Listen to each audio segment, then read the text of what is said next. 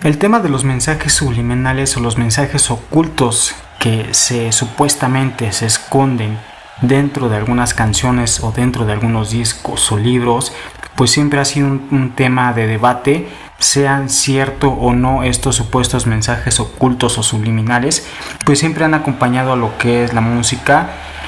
A lo largo de la historia pues han habido denuncias, demandas o quejas de padres, de grupos religiosos, de grupos sociales, de grupos políticos, donde supuestamente los artistas o los intérpretes esconden temas ocultos que incitan a los jóvenes a cometer ciertos actos. Desde luego, pues se ha demostrado que varias de estas acusaciones han sido falsas.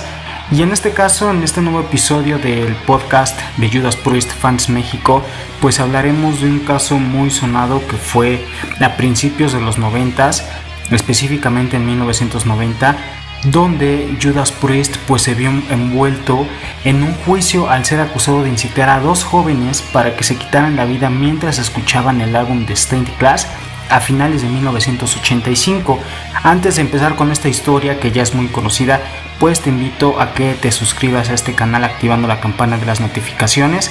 y vayas a seguir las redes sociales de Judas Priest Fans México en Facebook, Twitter, Instagram, desde luego aquí en YouTube también, en Spotify, en Apple Podcast, en cualquier plataforma donde también estés escuchando este podcast, y desde luego también en la cuenta de TikTok @JudasPriestFM, para que podamos seguir en contacto con todos ustedes. Y bueno, pues regresando al tema del juicio de Judas Priest, ¿qué pruebas se usaron en su contra? Pues estos fueron supuestos mensajes subliminales encontrados en las canciones del disco de Stained Glass, que fue publicado en 1978. A continuación te voy a comentar o voy a contarte la historia que fue lo que propició esta demanda o esta denuncia en contra de Judas Priest. Así que nos vamos a remontar hasta 1985. Faltaban 2 días para la Navidad de ese año. Y bueno, estaban dos jóvenes, uno de nombre Raymond Belknap de 18 años y James Vance de 20 años. Eran dos amigos adolescentes de Reno, Nevada, quienes se encontraban en la habitación de Raymond aquella noche del 23 de diciembre de 1985. Estos jóvenes de por sí ya tenían un comportamiento alterado típico de su edad, obviamente, adolescentes o adultos jóvenes. Sin embargo, esto no justificó el hecho de que ambos tomaron una escopeta y saltaran por la ventana de la habitación corriendo en dirección a un parque cercano, donde al llegar Raymond colocó la escopeta debajo de su barbilla y se disparó, acabando instantáneamente con su vida. Acto seguido, James Vance tomó la misma arma para seguir los pasos de Rainbow. Sin embargo, él no tuvo la suerte de tener la muerte instantánea después de semejante impacto, ya que la bala le destrozó la estructura ósea del cráneo y parte del lóbulo derecho sin llegar a causarle la muerte, quedando su rostro completamente desfigurado. Pero pues fallecería 3 años después, en los cuales pues le acompañó una larga agonía como consecuencia de su tratamiento médico. Pero la pregunta que se hicieron los médicos, los policías y desde luego sus padres es ¿por qué habrían actuado así? Para sus padres, su accionar no fue debido a las grandes cantidades de drogas y alcohol que ingirieron aquella noche de invierno, ni tampoco se debía a su bajo rendimiento escolar, mucho menos al hecho de vivir en una familia disfuncional. Para sus padres y otros tantos grupos sociales, grupos religiosos, la culpa era nada más y nada menos que de Judas Priest. Y al menos ese también fue el argumento de James Vance después de querer atentar contra su propia vida, en la cual pues él dijo: creo que el alcohol y el heavy metal como el de Judas Priest nos impulsó e incluso nos hipnotizó para hacernos creer que la respuesta a la vida era la muerte. Para justificar este argumento, pues desde luego Vance citó las letras del álbum de Stained Glass de 1978, el cual estaban escuchando antes de sumergirse en su propia tragedia. Los familiares decidieron poner el caso en manos del abogado de Ken McKenna y demandaron a Judas Priest y a la CBS, que era su casa discográfica, la casa discográfica donde se lanzó ese disco, pidiendo una indemnización de $6.2 millones. La demanda estaba centrada en una malinterpretación del tema Hero's End, cuya letra dice "Why do you have to die to be a hero?", o traducido al español sería ¿por qué tienes que morir para ser un héroe? Y desde luego también la línea que dice "It's a shame legend big as the world sin", que traducido al español quiere decir es una lástima que una leyenda tan grande peque o cometa algún pecado. Sin embargo, este argumento no sirvió, ya que las letras estaban protegidas por la primera enmienda de la Constitución, que hace mención a la libre expresión.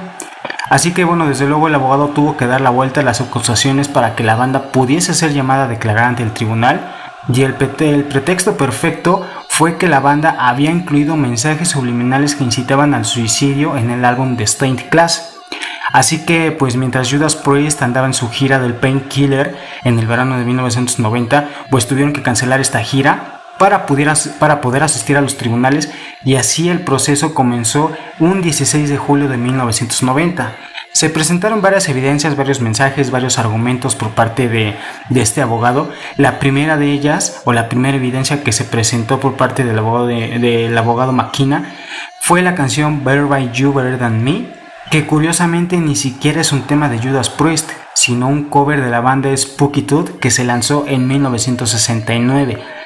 Aún así, se dijo que esta canción fue la que incitó a los adolescentes a suicidarse, siguiendo el supuesto mensaje que decía "Do it" o "hazlo", que se encontraba o se encuentra en dicho tema. Rob Halford respondió que ese supuesto mensaje oculto no era otra cosa más que una técnica de respiración profunda realizada para personalizar su interpretación o su forma de cantar. El productor James Guthrie también apoyó esta respuesta de Rob Halford, comentando o explicando lo siguiente: es difícil de describir, pero son una especie de efectos sonoros que se escuchan entre líneas y que forman parte de la actuación de un cantante de rock. No es un fenómeno anormal, ya que el mismísimo Elvis Presley basó su carrera en esa misma técnica. De todas formas, después de haber explicado esta técnica o este supuesto mensaje, también se presentó otra prueba más en contra de la banda. Según el abogado, también encontró otros mensajes en el disco al reproducirlo al revés. Vaya, qué forma de trabajar del abogado, de escuchar un disco de Judas Priest para poder armar su caso. Y bueno, desde luego, otro de estos supuestos mensajes estaba en el tema White Heat Red Hot, donde supuestamente se puede escuchar la frase "Fuck the Lord, fuck all of you", que traducido al español sería "que jodan al Señor, que los jodan a todos". Otro mensaje que también supuestamente se encontraba era en el tema homónimo del álbum, en el tema Stained Class, que supuestamente dice "Sing my evil spirit", o "canta mi espíritu malvado", y en Beyond the Realms of Death, cuyo mensaje, o bueno, supuesto mensaje era el de "Try suicide", o "intenta suicidarte", o "intenta el suicidio". Desde luego, Rob Halford también ya había comentado que esta canción de Beyond the Realms of Death es obviamente una oda o una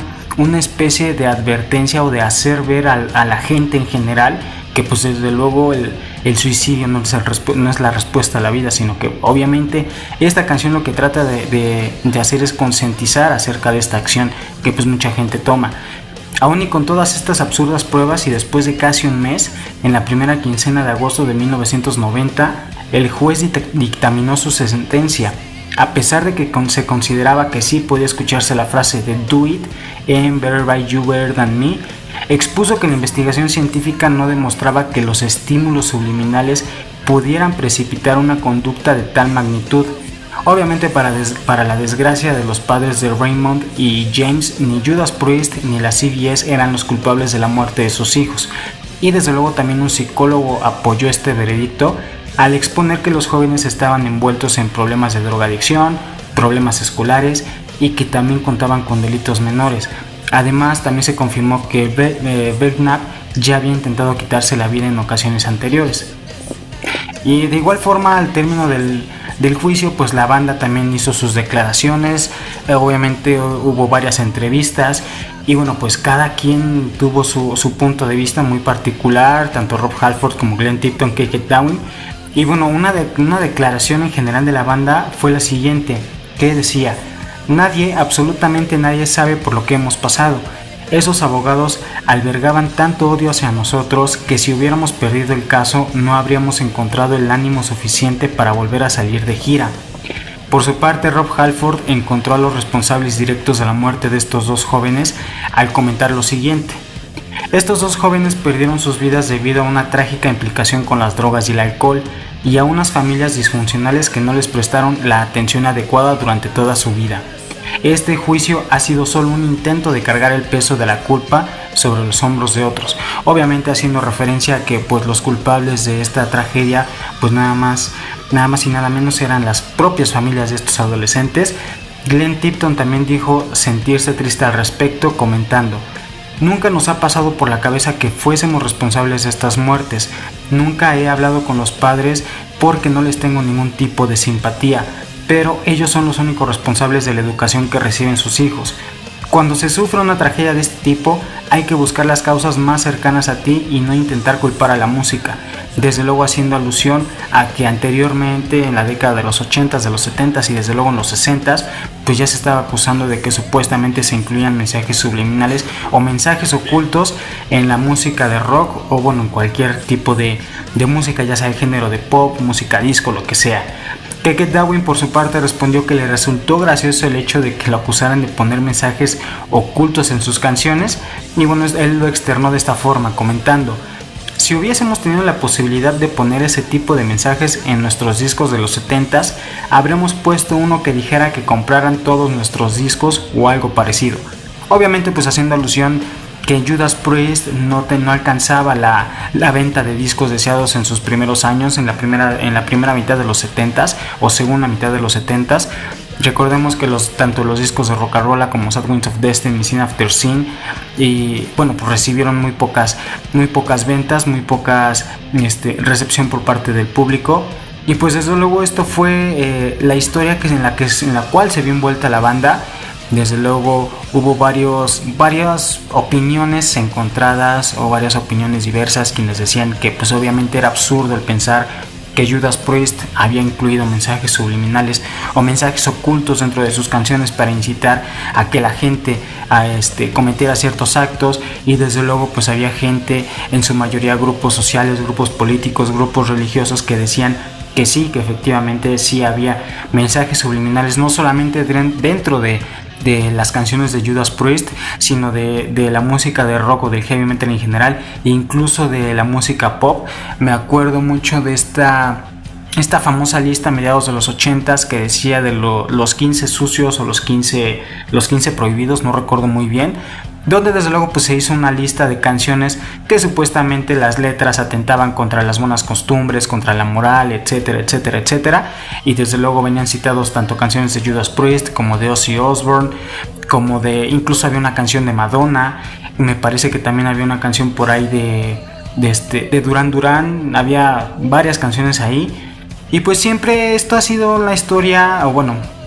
ya en la actualidad se trata que no se satanice, por así decirlo, el género del rock o del heavy metal, pero a los inicios de estos géneros pues siempre se trató de satanizar, o siempre se trató de buscarle lo malo a este género, ¿no? Independientemente de que sí estamos de acuerdo que muchas letras tienen cosas sin sentido, a lo mejor tal vez no te dejen nada la letra en sí, pero pues realmente lo que importa en este caso pues es la música, la técnica, el hecho de que un par de guitarras, un bajo, una batería y un buen vocalista pues incite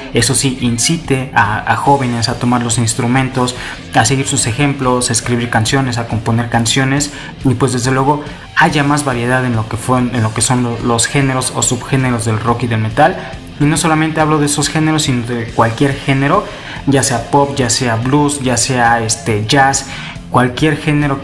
del que se pueda hablar. Y pues desde luego esto fue algo pues absurdo y que quedó pues para la historia como una anécdota de Judas Priest. Así que pues te invito a que dejes en la caja de los comentarios tu opinión acerca de este famoso caso del juicio de Judas Priest,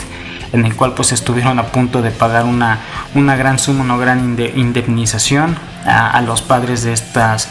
estos jóvenes. Y desde luego pues obviamente tu opinión acerca de estos supuestos mensajes subliminales que se incluyen en ciertas canciones. Si tú sabes de algún otro caso, de alguna otra banda, de algún otro músico que se haya visto envuelto en algo similar, pues te invito a que lo dejes en los comentarios. Yo una vez más te invito a que dejes tu like aquí en este video, te suscribas al canal, des like a los otros videos, te des una vuelta por el canal. Si estás escuchándolo en cualquier otra plataforma como Spotify, Apple Podcast, Anchor o Evox, también te invito a que te suscribas al canal y desde luego a seguir las redes sociales de Judas Priest Fans México, Facebook, Twitter, Instagram, desde luego aquí en YouTube, Spotify y en TikTok. Así que bueno, pues te agradezco mucho estos minutos de tu tiempo para poder escuchar este nuevo episodio. Mi nombre es Edson y pues nos estamos escuchando la próxima.